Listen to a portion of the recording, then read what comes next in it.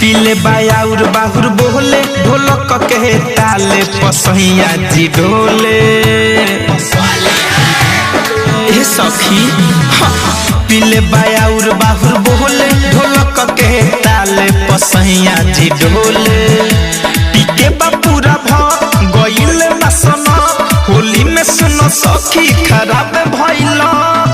रंग न सुनो पीछे करियो में घोले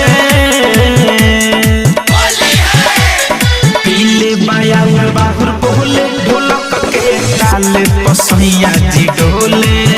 आज पीले बायाउर बाहुर बोले ढोलक के ताले पसैया जी ढोले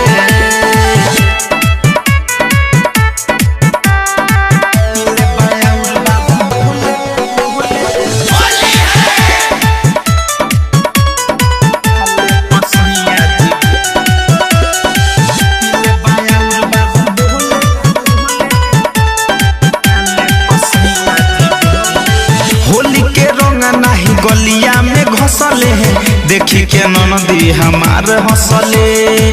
फरले बपारादा पसारदा निदारादा सोचल सपना हमार नसले का बताइए सखी होली के रंग नाही गलिया में घसले देखी के ननदी हमार हंसले फरले बसारादा पपारादा निदारादा सोचल सपना हमार नसले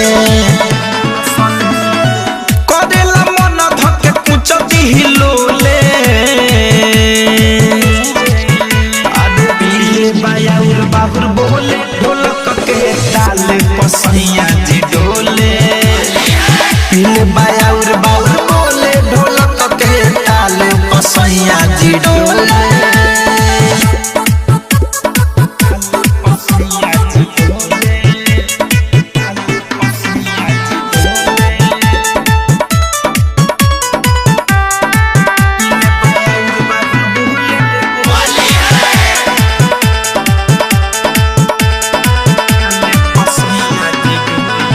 नैहर में रहती तो होती लाले लाल हो मिठू मिसाइल से रंगा भाले ती गाल हो धड़कन धनंजय के आस नहीं करती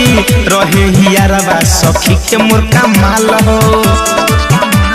सुन तरले सखी नैहर रहती तो होती लाले लाल हो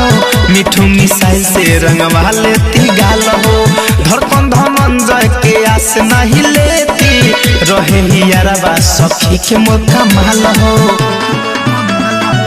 नवीन देवरा